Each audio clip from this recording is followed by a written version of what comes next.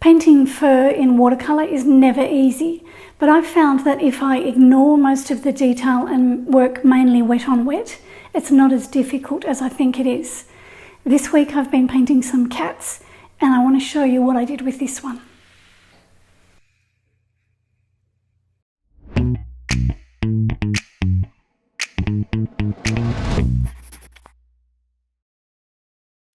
Cats are a subject that I've never had much success with. Whenever I've painted them in the past, I've not been happy with my painting. I always seem to get lost in the detail and the markings on the fur. And I've thrown a lot of cat paintings away because I've overworked them. I would try to paint them in watercolour the same way I would paint them in acrylic paint. And I know that's not a good way to use watercolour. Case in point, this is Louise. This is one of my son's cats. I painted this painting 3 years ago. It started out okay, and then I got carried away and I tried to paint all the markings in his fur, and of course I overworked it. And the more I tried to fix it, the worse it got. When some of my patrons asked me to do a cat tutorial recently, I cringed. But then I thought, okay, give it another go, Louise. I'm always harping on about not painting everything that you see. Be selective about what you include. Keep that first wash vibrant and fresh, and don't lose that freshness by covering it up with detail. So I thought, it's time to put my words into action and have another go at painting a cat. So last week I painted 2 cats. I painted this one first. I did a study before I painted this painting, and that helped me to loosen up and sort things out. Then after I painted those 2, I painted this one with the butterfly. I did a lot of wet on wet work when I painted this one. I tried to keep it fresh and not overwork it, and I feel that I've succeeded. The first thing I did was mix up some grey. I'm using French ultramarine, and I'll mix some burnt sienna into it. This is the burnt sienna now. When I want a cool grey, I'll add more French ultramarine, and when I want a warmer grey, I'll add more burnt sienna to the mix. I started with the cat's head, and I wet all the areas where I wanted the paint to go. Then I used the grey that I mixed, and I started to paint that onto the wet paper. This grey has got more French ultramarine in it than burnt sienna. I don't want the colour to be too dark here because the fur is white. I've left a little patch of white paper showing around the nose. There's also some white paper showing on the right-hand side of the cat's face. I've left the white paper showing there because that side of the cat is in the sun, and that's the lightest part of the painting. I'm using a fairly large round brush. This is a No. 7 Vinci Maestro, and the paper I'm using is Fabriano Artistico cold pressed watercolour paper. Once I got the head washed in, I then started to wash in the body. Now I'm doing this on wet paper because I want to leave some white paper showing. I don't want to completely cover the white paper with paint. And I want my brush marks to have soft, fuzzy edges, so the water on the paper will help me achieve that. So on the paint goes onto the wet paper. I'm not painting a nice, flat, even wash. I want this grey paint to go on patchy.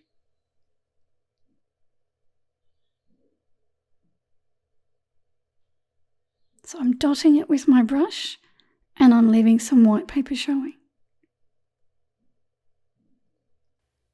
If I run out of grey paint, I mix some more up, and if it's not the same colour as the first batch that I mixed up, I'm not worried about that.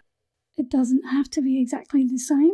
In fact, some variation in the colour makes the painting more interesting. You can see that the colour up the top here that I used first is slightly bluer than the colour I used down the bottom, but that doesn't bother me at all. Now I'm painting in the shadow that runs up the left-hand side of the cat's leg. This I'm painting on dry paper because the right hand side of this shadow has got a hard edge, so I don't need to worry about keeping those soft paint edges on the damp paper. I'll take this colour all the way up to the bottom of the pool. As I paint, I have to remember that I need to work from the broad to the specific. My first job is to get all the major shapes painted in. Once they're painted in, I can start to look at more specific things and begin to add some detail.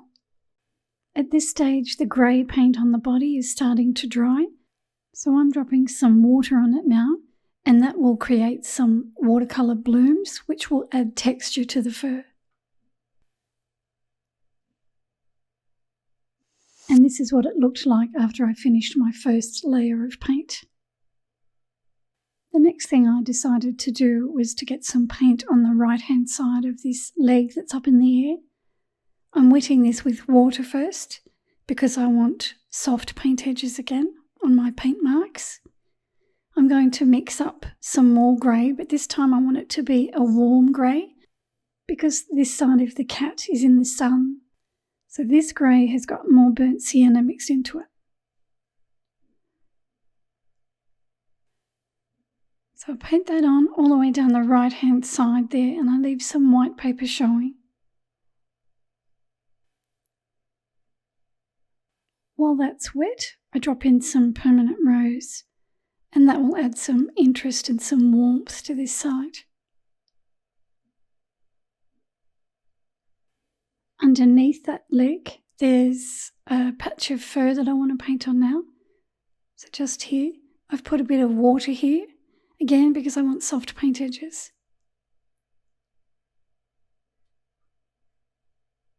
I'm still using my bigger brush because I know if I switch down to a smaller brush, I'll start to fuss too much. I want to leave some white paper showing there because that's one of the lightest sections on the cat. I keep working my way down, painting on the wet paper, and that gives me those lovely soft lost edges.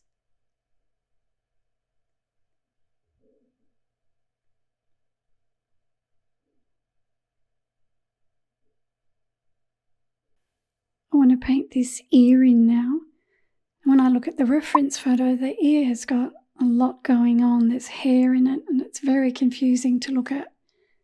But I don't want to paint it like that. I want to paint it as quickly and as simply as I can. So I've just wet inside it, and now I've got my smaller brush. This is a number 2 Da Vinci Maestro. And I've got some of that warm grey that I mixed up for the leg. So I paint that on and I let the paint bleed over the water. And I'm telling myself that I will accept what the paint gives me. I don't want to fuss with it. I just want to get it on there and let's see what happens with it.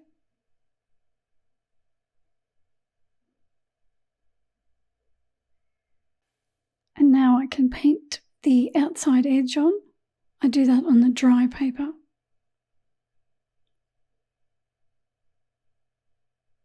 I'll also use a bit of the permanent rose that I used on the leg, and I'll drop that in there. And that's all I'm going to do to the ear. I've just wet this side of the face. I've got my little brush. I've got it loaded with paint, but I've just taken off some of the water that's in the brush. I'm using sepia, and I'm beginning to paint on the markings that I see on the fur.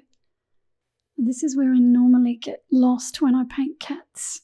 I spend too much time trying to get these markings right.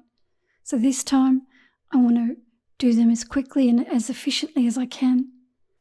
So now I'm wiping my brush over the pigment. So this is sepia. Before I used watery paint.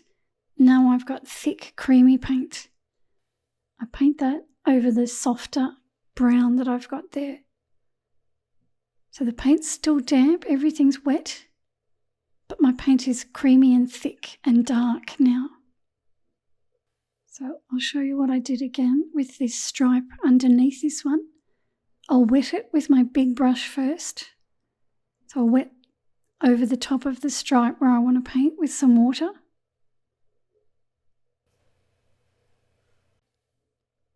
Then I use the watery paint, so watery sepia. I don't want it to be too watery because I don't want it to spread too far. I want it to stay in a stripe, but I want the stripe to have soft fuzzy edges. So I've got to make sure I don't have too much water on my brush when I do this.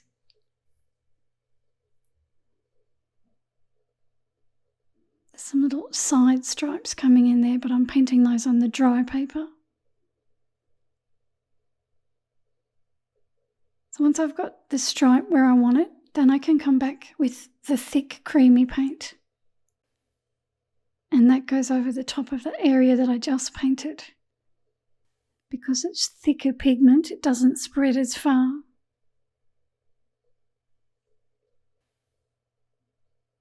Got watery paint there.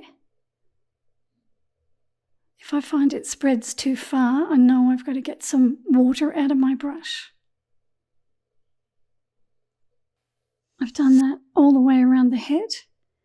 And now I want to finish off the inside of this ear.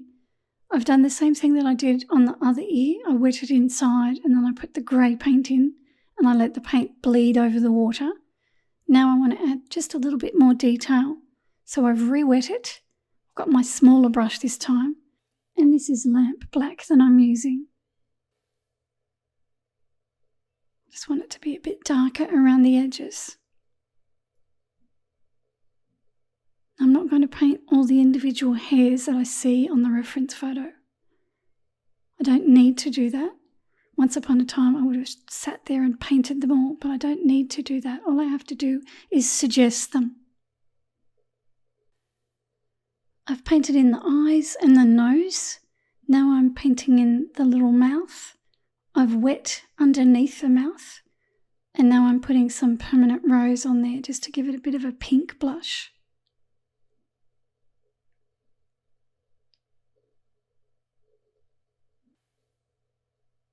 Down here I've got some sepia again.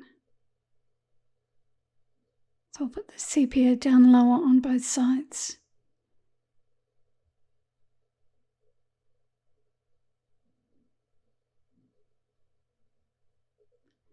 There's some markings under the chin.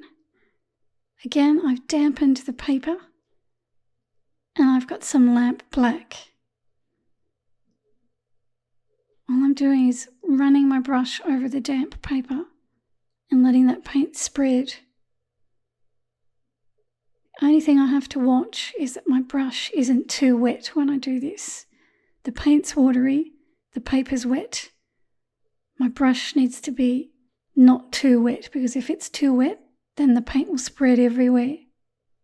So the way I manage the water in the brush is I load it up with paint and then I tap the side of the brush on my towel just to release some of the water that's in the brush without releasing all the paint as well.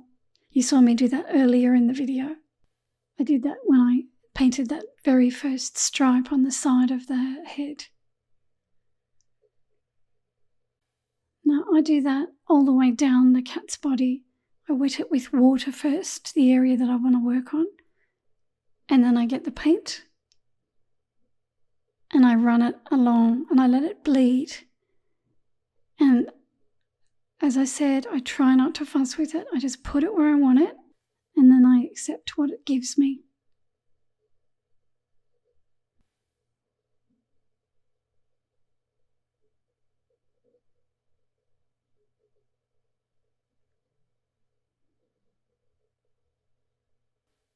And then I keep going in the same way. I work on the damp paper as much as possible.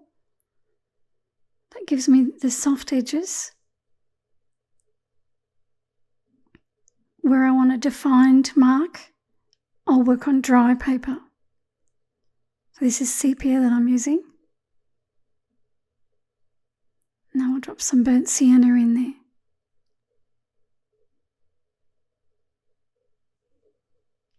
Here on this leg, I'll use burnt sienna in the warm areas. I'm working on the wet paper again. Use my bigger brush where I can, and I put some sepia over the top.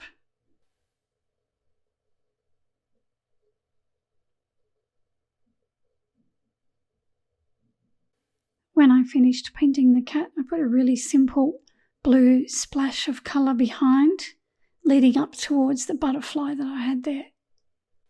This is French ultramarine that I'm using, and I'm painting on the damp paper. I used French ultramarine on the cat in the grey that I mixed up, and also on the eyes, so I wanted to repeat the colour on the background. I'll also use this colour on the butterfly. So I'm finished now, and I'm fairly happy with that. Both of these cat paintings will be available as full-length tutorials on my Patreon site in a few weeks. Whenever I find myself getting caught up in all the detail, I'll use a bigger brush as much as I can, and I try not to use my smaller brushes until later in the painting. I try to remember to work from broad to specific, so I don't think too much about the detail until the end. I include lost and found edges. Some brush strokes will be in focus and others will be blurry and soft. And most importantly, I try to accept what the paint gives me. I try not to change it to how I think it needs to look. I trust the watercolour paint, I trust the beautiful paper that I'm using, and I trust myself. I'd like to thank Skillshare for sponsoring this video. Skillshare is an online learning community with thousands of classes on lots of different topics. There's a lot to explore, and there are real projects that you can create. You can watch classes on watercolour, illustration, design, photography, video, business, and lots more. And I've published quite a few watercolour classes on there myself. Skillshare is affordable. A yearly subscription is less than $10 US a month. I've just finished watching this class by Emily Henderson. It's called Style Your Space, Creative Tips and Techniques for Interior Design. We're starting to renovate our home now that our kids have all left, and I'm always on the lookout for ideas and inspiration, and Emily's got some great tips about styling that I've been using here at home. Because Skillshare is sponsoring this video, they're offering all of you a 2-month free trial of premium membership. I've put a link in the description of this video. It's right up the top. The first 1,000 subscribers to click the link will get 2 free months of premium membership. So you can explore the site and connect with your creativity. Okay, thanks for watching. I hope that I gave you some useful tips. Don't forget to give this video a like and be sure to subscribe, because I'll be posting a new watercolour video like this one next week. Take care, and I'll see you soon.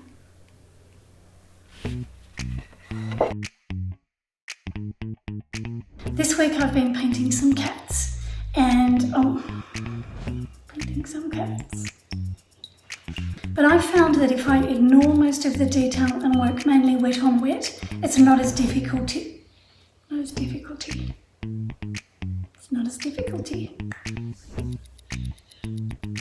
I'll use a bigger brush as much as possible, and I try not to touch my spoiler.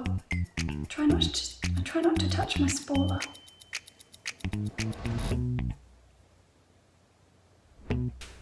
I've got it plugged in now. Patreon asked me to do a cat tutorial recently. I cringed.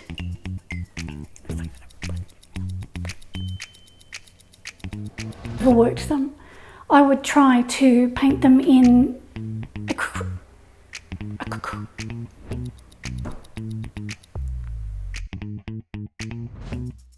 I know, I love you too. Get down. That makes sense.